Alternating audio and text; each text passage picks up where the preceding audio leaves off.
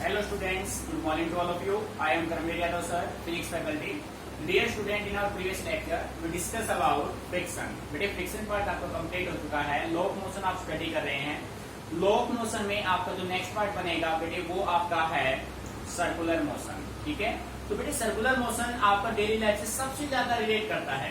ठीक है, अब आप लोग जानते नहीं हो भाई कैसे डेली लाइफ में आप सर्कुलर मोशन का यूज कर रहे हैं. तो आज हम अपने इस टॉपिक में ये डिस्कस करेंगे कि डेली लाइफ में हम कैसे ट्रिक को इम्प्लीमेंट कर रहे हैं, जिसके बारे में हमें अभी तक पता नहीं था. जैसे आप इस टॉपिक को स्टडी करेंगे आपको क्लियर हो जाएगा कि डेली लाइफ आपका फिजिक्स से रिलेट करता है. यानी कि जो भी आप कुछ करते हैं, खाते हैं, पीते हैं, चलते हैं, जो भी आप करते हैं, जो भी आप वर्क कर पाते हैं, करते हैं, वो सभी के पीछे क्या है, फिजिक्स है. ठीक है, तो बेटे देखो हेडिंग बना लीजिए. बेटे इसमें अपना फर्स्ट टॉपिक है यूनिफॉर्म. सबसे पहले हम बात करते हैं what is circular motion. What is circular motion. ठीक है बेटे, सर्कुलर मोशन नेम से इंडिकेट हो रहा है कोई बॉडी कैसे मूव करेगा, एक सर्कुलर पाथ में. ठीक है, तो सिंपल वे में मैं ये कह सकता हूं if a body move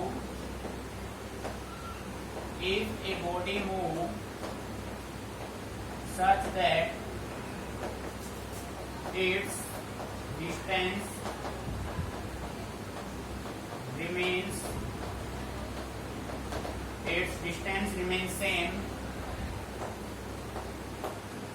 from a fixed point, then its motion is said to be circular motion. देखो बेटे ध्यान से.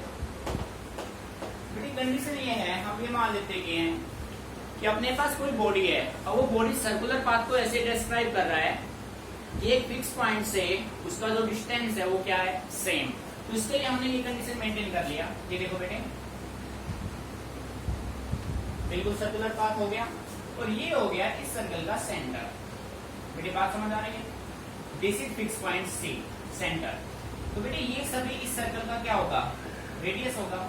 अरे हाँ या ना, इसका क्या होगा, रेडियस होगा. ये सभी क्या है, इसके रेडियस. रेडियस की वैल्यू हर एक पॉइंट पे क्या रहेगा, सेम रहेगा. मीनिंग आ रहा है समझ में. यानी सभी डिस्टेंस, इसको मैंने नाम दिया P Q R S T U V W. ठीक है, तो बेटे आप ये कह सकते हैं सी से लेकर P, C P, C Q, C R, C S, C T, C U, C V. All distance are same from this fix point C. बेटे बात समझ आ रही है. कोई बॉडी ऐसे, मान लीजिए बॉडी का मूवमेंट ये है एंटी क्लॉकवाइज सेंस में. ठीक है, if a body moves such that its distance remains same from a fixed point, then its motion is said to be circular motion. बेटे किसी बॉडी का, ये इसका हो गया सेंटर, तो सेंटर से सभी डिस्टेंस क्या है, सेम. तब मोशन कैसा होगा बेटे, मोशन आपका होगा सर्कुलर मोशन. ठीक है, मीनिंग अच्छे से क्लियर. सो अब हम बात करते हैं, नेक्स्ट अपना हेडिंग बनेगा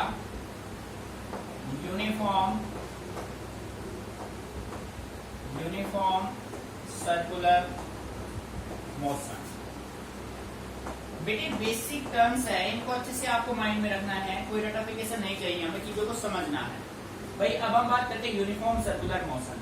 बेटे यूनिफॉर्म वर्ड इंडिकेट करेगा कि बॉडी जिस स्पीड से रोटेशन कर रहा है वो स्पीड सर्कुलर मोशन में क्या होना चाहिए, कांस्टेंट. अगर कांस्टेंट है तो मोशन कैसा है, यूनिफॉर्म. ठीक है, सो डेफिनेशन आप राइट करेंगे if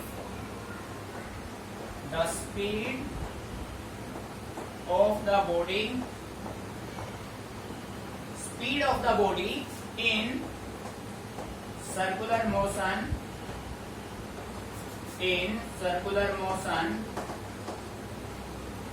remains constant, then its motion is said to be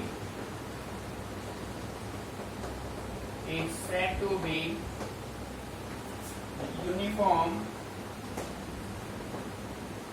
uniform circular motion. बेटे आ रहा है नहीं समझ में?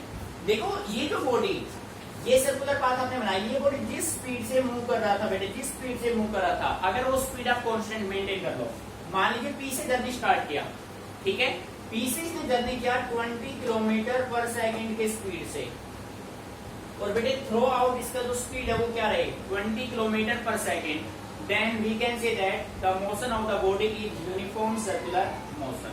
मीनिंग आगे समझ में? बेटे अच्छे से इन दोनों को नोट कर लीजिए अच्छे से, उसके बाद बात करते हैं नेक्स्ट टॉपिक की।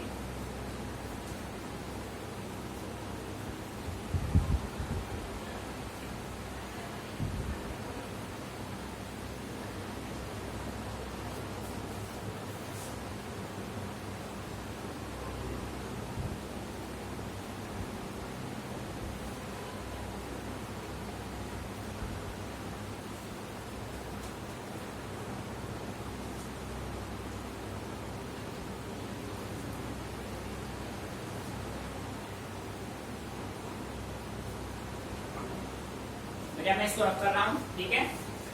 अब देखिए नेक्स्ट टाइप अपना बनेगा बेटे, यूनिफॉर्म के बाद हम बात करेंगे नॉन यूनिफॉर्म की। नेक्स्ट हेडिंग आप यहां पे बना लीजिए, non uniform motion, non uniform motion, ठीक है बेटे ध्यान दो। भाई नॉन यूनिफॉर्म क्या होगा बेटे, यूनिफॉर्म का जस्ट रिवर्स क्या हो जाएगा नॉन यूनिफॉर्म। देखो if the speed of the body in circular motion remains constant, बेटे यहाँ पे था रिमेन्स कांस्टेंट, और अब मैं कांस्टेंट वर्ड को रिप्लेस करके बोल दूं कि भाई चेंज इज विद टाइम, ठीक है, तो मोशन क्या बन जाएगा नॉन यूनिफॉर्म। सो डेफिनेशन होगा if the speed of the body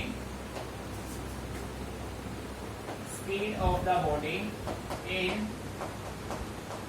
circular motion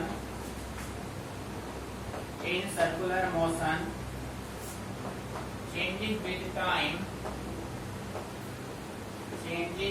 time, then its motion is said to be non-uniform। Non uniform motion बेटे आप ये कह सकते हो जो बॉडी सर्कुलर पार्ट डिस्क्राइब कर रहा था उसकी जो स्पीड है वो कांस्टेंट नहीं, पहले वो मान लो स्पीड से पहले उतर रहा 20 के स्पीड से, फिर हो गया 25, फिर हो गया वापस 20, फिर 30 हो गया, फिर 25 हो गया, यानी कि स्पीड कांस्टेंट हो तो यूनिफॉर्म, स्पीड कांस्टेंट नहीं है तो क्या बनेगा नॉन यूनिफॉर्म। बात समझ आ रही है? अच्छे से इसको नोट कर लीजिए, फिर करते हैं नेक्स्ट टॉपिक, ठीक है। ये देखिए बेटे नेक्स्ट टॉपिक अपना ये बनेगा, अब आपके सामने क्वेश्चन बनता है, क्वेश्चन अपना ये बनता है क्या आपका यूनिफॉर्म सर्कुलर मोशन एक एक्सेलरेटेड मोशन है या नहीं है, ठीक है। देखो बेटे अच्छे समझना, क्वेश्चन है आपका ये, show that uniform circular motion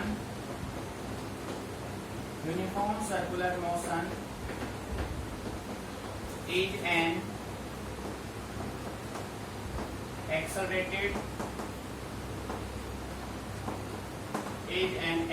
motion।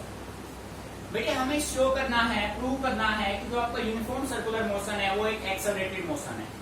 बेटे वेलोसिटी की बात करें, स्पीड की बात करें तो दो कंपोनेंट होते हैं, एक होता है मैग्नीट्यूड, दूसरा क्या होता है डायरेक्शन। सही बात है ना, डायरेक्शन किसका वेलोसिटी का। तो आप ये कहते हैं, आंसर देखो बेटे ध्यान से, समझना है चीजों को अच्छे से, माइंड में सेट करना है कि कंसेप्ट क्या चल रहा है, ठीक है। तो बेटे मैं सिंपल वे में कह सकता हूं, in uniform circular motion the magnitude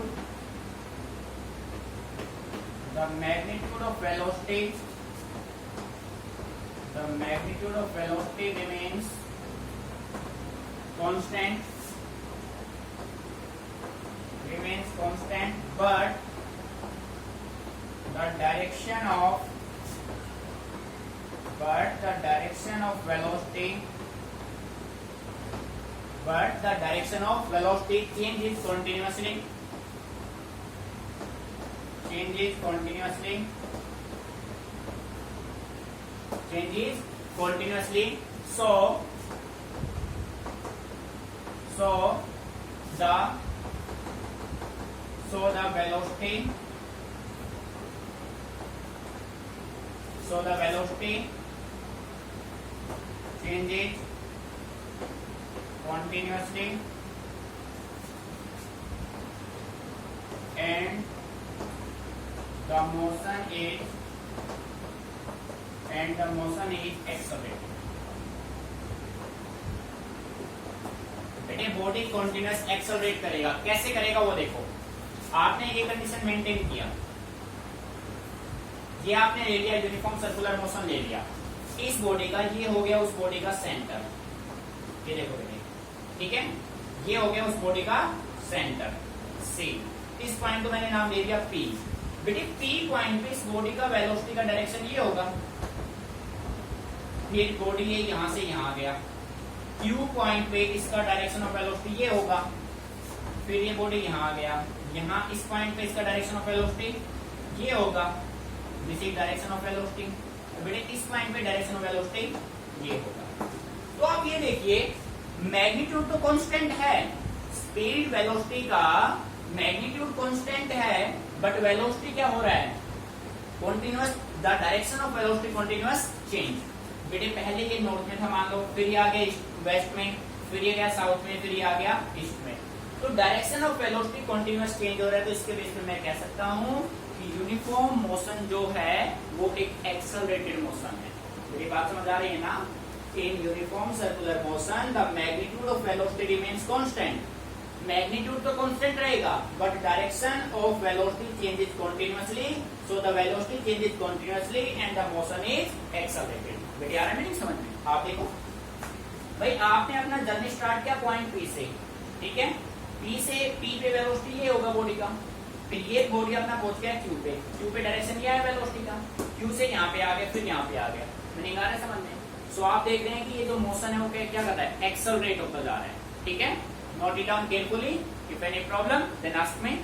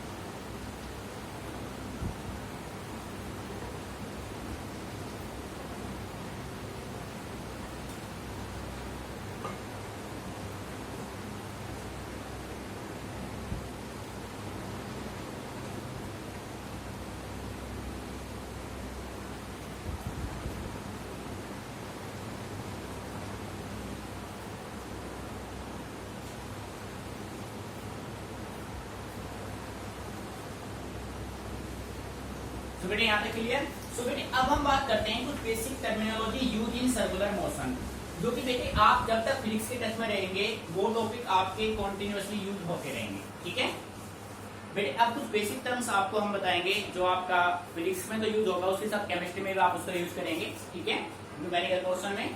तो बेटे सब बेसिक टर्म्स की हम बात करें तो सबसे पहले हम बात कर रहे हैं टाइम पीरियड की। What is time period of a body in circular motion, ठीक है भाई। कोई भी बॉडी सर्कुलर पार्ट डिस्क्राइब कर रहा है तो बेटे उसका टाइम पीरियड क्या होगा। सिंपल वे में मैं कह सकता हूं इट इज द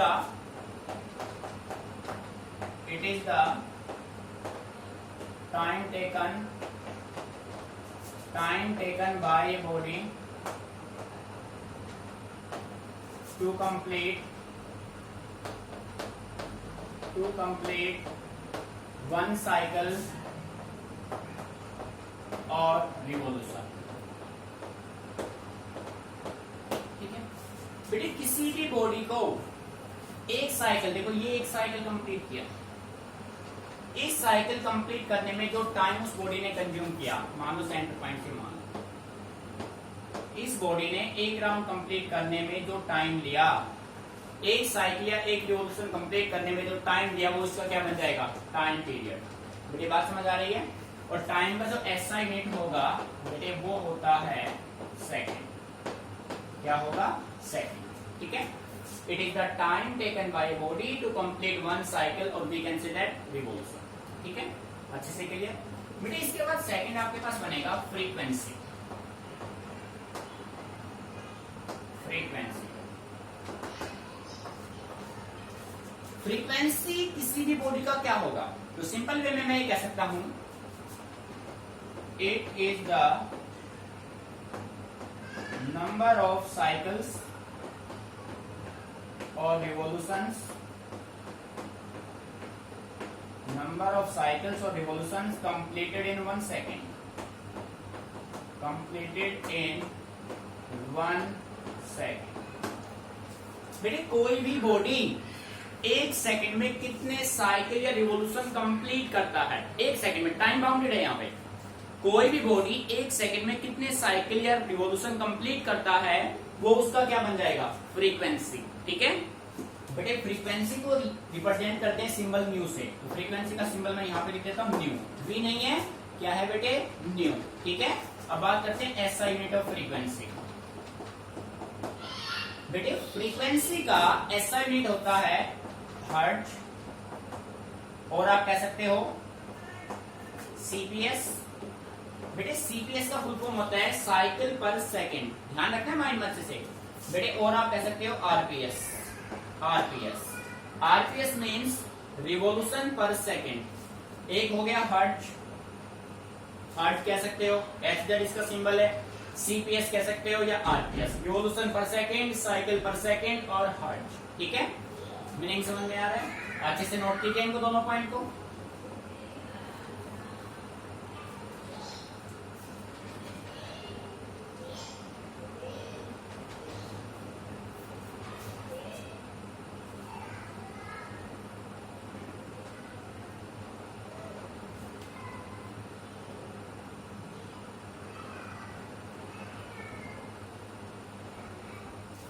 बेटे फिर हम बात करते हैं, सो मैथमेटिकली फ्रीक्वेंसी अपना होता है 1 अपॉन टाइम पीरियड, ये ध्यान रखना है। ठीक है, nu is equal to 1 by T, और इसके बेस पे 1 यूनिट और आपका क्या बन जाएगा? पर सेकेंड। ठीक है, ये सब भी आपको माइंड रखना। फ्रीक्वेंसी होता है 1 upon time period, reciprocal of time period is equal to frequency. ठीक है बेटे, इसके बाद फ्रीक्वेंसी के बाद हम बात करते हैं, यहाँ पे मैं नोट कर देता हूं। फिर अपने पास नेक्स्ट आता है एंगुलर फ्रीक्वेंसी। एंगुलर फ्रीक्वेंसी बेटे इसका सिंबल होता है ओमेगा। ध्यान दीजिए, देखो बेटे ये जो ओमेगा वर्ड है ना, ये एंगुलर फ्रीक्वेंसी का भी सिंबल है, और ये जो ओमेगा है ये आपका एंगुलर वेलोसिटी का भी सिंबल है। पर जब न्यूमेरिकल आपको दिया जाएगा तो आपको आइडेंटिफाई किया जाएगा कि एंगुलर स्पीड है या एंगुलर फ्रीक्वेंसी है। बेसिकली ओमेगा एंगुलर स्पीड को रिप्रेजेंट करता है, बट एंगुलर फ्रीक्वेंसी का भी अपना सिंबल क्या है? ओमेगा ही है। ठीक है, तो डेफिनेशन की हम बात करें तो हम ये कह सकते हैं इट इज द एंगल, देखो बेटे ध्यान से, it is the angle described by the radius vector of the body in 1 second। ठीक है बेटा, एक बार देखो स्लाइड प्रॉब्लम को। देखो बेटे, it is the angle described by the radius vector of the body in 1 second. वो आपका क्या होगा बेटे? Angular frequency. ठीक है, मैथमेटिकली एंगुलर फ्रीक्वेंसी ओमेगा आपका होता है 2 पाई न्यू। ठीक है, अब बेटे न्यू अपना किसके बराबर होता है? 1 अपॉन टाइम पीरियड, और मैं इसको कह सकता हूं omega is equal to 2 pi by T. बेटे दोनों रिलेशन आपको माइंड में रखने हैं, न्यूमेरिकल्स में हम इनका यूज करेंगे। ठीक है, अब देखो बेटे इसकी एसआई यूनिट की अगर मैं बात करूं, एसआई यूनिट इसका होता है रेडियन पर सेकेंड। रेडियन पर second is the SI unit of angular frequency. ठीक है, अच्छे से क्लियर। बेटे सारे बेसिक टर्म्स अच्छे से माइंड में सेट कर लीजिए, इनका हम यूज करने वाले हैं फर्दर जो टॉपिक करेंगे उनमें। ठीक है, आपको अच्छे से क्लियर है, फिजिक्स एक चेन सिस्टम से काम करता है। जो आप आज पढ़ेंगे वो कल डेफिनेटली यूज होना है, जो आज और कल पढ़ेंगे वो अगले दिन यूज होने वाला है। ठीक है, note it down carefully.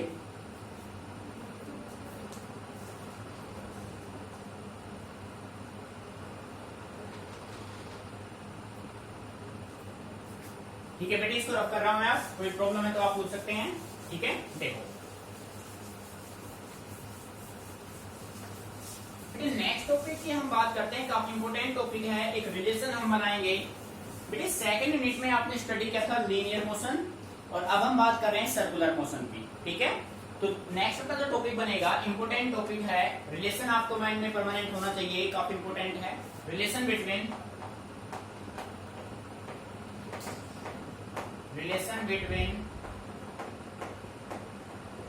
linear velocity v and angular velocity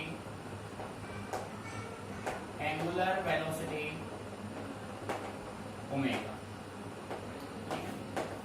बेटे हमें जो है ना लीनियर वेलोसिटी v और एंगुलर वेलोसिटी ओमेगा दोनों में एक रिलेशन फाइंड आउट करने की, भाई दोनों का रिलेशन है क्या। ठीक है, उसकी हम बात करते हैं। तो बेटे देखो सिंपल वे में हम मान लेते हैं कि अपने पास कोई एक बॉडी है, वो बॉडी सर्कुलर मोशन में, ये कंडीशन मैंने मेंटेन कर दिया। तो ज्यादा हो गया भाई। ठीक बेटे, ये मान लीजिए कि ये कोई एक बॉडी है जो सर्कुलर मोशन में है। ठीक है भाई, बिल्कुल स्फेरिकल आप बना लेना। बेटे ये इसका हो गया सेंटर, ये देखो। अब ये बॉडी मान लीजिए कुछ टाइम dt में पॉइंट P पे है, बात को समझना ध्यान से। अब ये पॉइंट P से अपना जर्नी स्टार्ट करता है, ये रेडियस है इसका r, P से अपना जर्नी स्टार्ट करता है और ये चला जाता है बेटे पॉइंट Q पे। P से ये भी डिस्टेंस है और ये पॉइंट Q पे आ गया। ठीक है, और बेटे यहाँ से यहाँ तक इसने कितना डिस्प्लेसमेंट कवर किया, मान लो ds, और यहाँ पे कितना एंगल डिस्क्राइब किया, d थीटा। मान लिया भाई हमने। बेटे बात समझ में आ रही है ना, आपके पास कोई बॉडी है, ये बॉडी सर्कुलर मोशन में जा रहा है, कितना डिस्प्लेसमेंट कवर किया ds, और इसने कितना टाइम लिया, मान लो dt टाइम इसने कवर किया है। ठीक है, तो बेटे मैं ये कह सकता हूं let us consider a body. हम मान लेते हैं कि हमारे पास एक बॉडी है जो डिस्क्राइब करता है, let us consider a body describe a small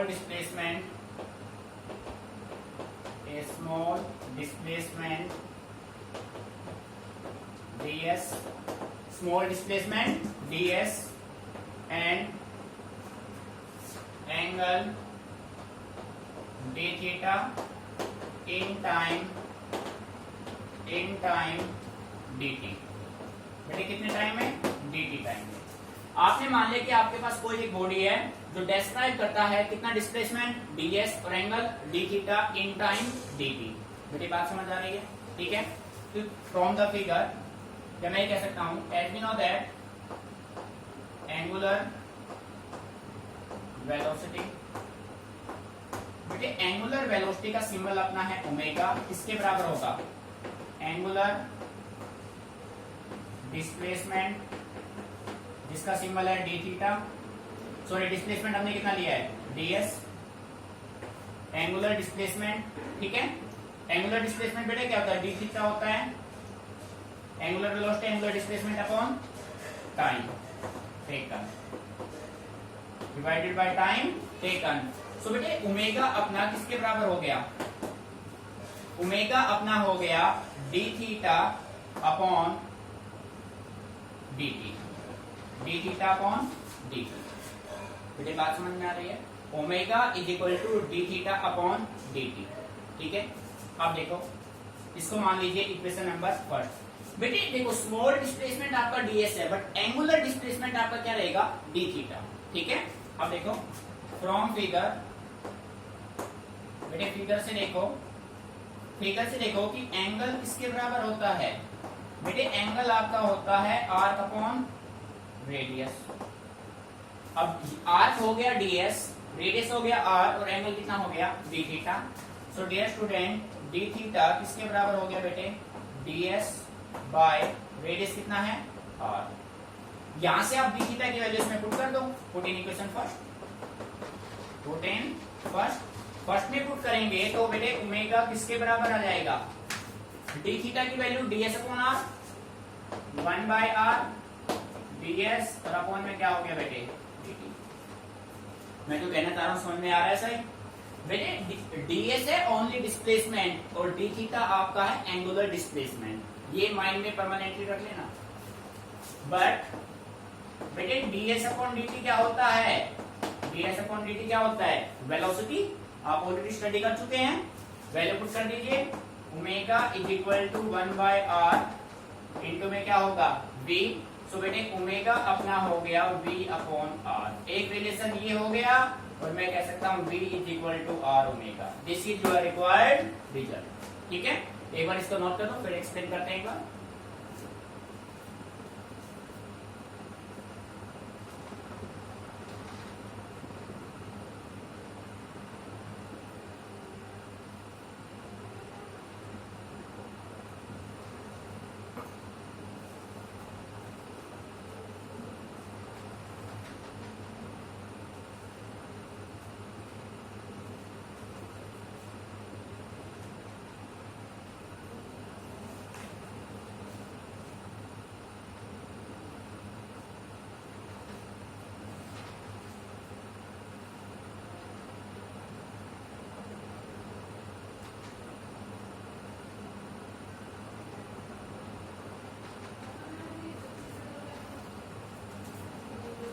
बेटे देखो कैसे किया हमने, यहां तक क्लियर है कंसेप्ट। बेटे जैसे कि आप सभी जानते हैं एंगुलर वेलोसिटी आपका होगा एंगुलर डिस्प्लेसमेंट अपॉन टाइम।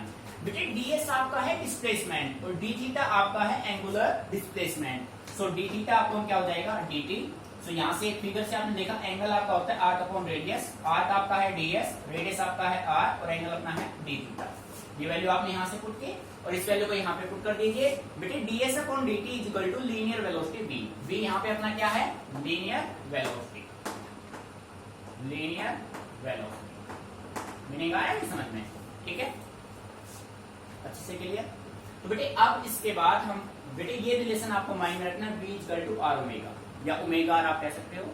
अब इसी रिजल्ट का यूज करके हम फाइंड आउट करेंगे नेक्स्ट रिलेशन। तो हेडिंग बना लीजिए, रिलेशन बिटवीन, बेटे नेक्स्ट टॉपिक बना लो, देखो relation between linear acceleration A and angular acceleration alpha. बेटे टॉपिक को अच्छे समझना है। अब मैं इस सबको रफ कर रहा हूं, ठीक है। देखो बेटे इन सभी का मुझे यूज लेना है जो मैंने बना रखा है, ये एज इट इज रहेगा। अब हमें रिलेशन फाइंड आउट करना है लीनियर एक्सेलरेशन ए में और एंगुलर एक्सेलरेशन ए में। ये सब हमने एज इट इज सेम रखा, ठीक है, क्योंकि आप बॉडी को एक्सेलरेट कराएंगे यहाँ पे। बेटे as we know that at linear acceleration a, बेटे लीनियर एक्सेलरेशन आपका क्या होता है, change in velocity upon time taken. So मैं कह सकता हूँ dv अपॉन dt। यहां तक कोई प्रॉब्लम नहीं है। बट बेटे v अपना किसके बराबर होता है, r ओमेगा। अब कोई बच्चा ये कहे कि सर ये r ओमेगा कैसे आया, तो बेटे अभी आपने लीनियर वेलोसिटी और एंगुलर वेलोसिटी दोनों में एक रिलेशन फाइंड आउट किया है, वो रिलेशन अपना क्या है, v equal to r omega. इसको पुट कर दीजिए इक्वेशन फर्स्ट में, 14(1). बेटे 1 में पुट करेंगे तो एक्सेलरेशन अपना होगा d अपॉन dt, इसका करेंगे भाई r ओमेगा, ठीक है। बेटे इस dt के रेस्पेक्ट में ये r कांस्टेंट टर्म है, तो आप इसको ऐसे राइट कीजिए a equal to r d omega upon dt, ठीक है। मीनिंग यहाँ तक समझ में आ रहा है। अब देखो मैं यहाँ पे राइट कर देता हूं, but d omega upon dt बेटे होता है अल्फा, और अल्फा आपका होता है angular acceleration, angular acceleration. Meaning आ रहा है समझ में? बेटे ये सिंबल है alpha, alpha represent angular acceleration, clear. So value put कर दीजिए। तो बेटे a किसके बराबर हो गया, r alpha. This is your required result, ठीक है। बेटे दोनों रिलेशन इंपॉर्टेंट है, लीनियर वेलोसिटी का, एंगुलर वेलोसिटी का, linear acceleration and angular acceleration. अच्छे से नोट कर लीजिए, किसी भी पॉइंट में कोई प्रॉब्लम है तो आप मेरे से डिस्कस कीजिए, रटना नहीं है, चीजों को समझना है। ये रिलेशन परमानेंट आपके माइंड में सेट होने चाहिए। जब आप 11th का last day oscillation and wave study करेंगे, सिंपल हार्मोनिक वाला कंसेप्ट, तो बेटे उसमें भी ये रिलेशन हम यूज करेंगे, याद रखना, ठीक है।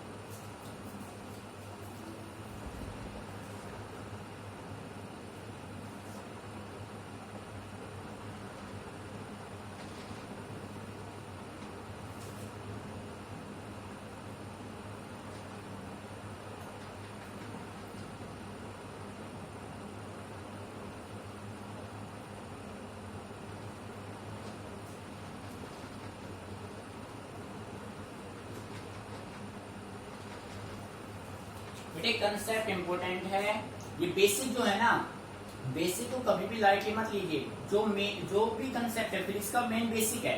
जिस बच्चे ने बेसिक को अच्छे से स्टडी कर लिया, माइंड में चीजों को सेट कर लिया, बेटे वो कंसेप्ट को इजीली इंप्लीमेंट कर पाएगा, ठीक है। कंसेप्ट इजीली समझ पाएगा, वो किसके पीछे लॉजिक क्या है, समझ रहे ना। क्योंकि आपको पता है साइंस में विदाउट लॉजिक कुछ है ही नहीं, सब कुछ लॉजिकल हम बात करते हैं, ठीक है। हर एक चीज का हमें प्रूफ देना होता है। प्रूफ कब दे पाएंगे, जब हम चीजों को अच्छे से डीपली उनके बारे में हम जान लेंगे, और जानेंगे कब, जब उनका बेसिक नॉलेज हमें होगा, ठीक है। तो बेटे जो भी आपको एक राय को अच्छे से सभी को स्टडी करना है, माइंड में सेट करके, कोई भी किसी में कोई भी डाउट आपको रहता है तो आप मेरे से डिस्कस कीजिए, ठीक है।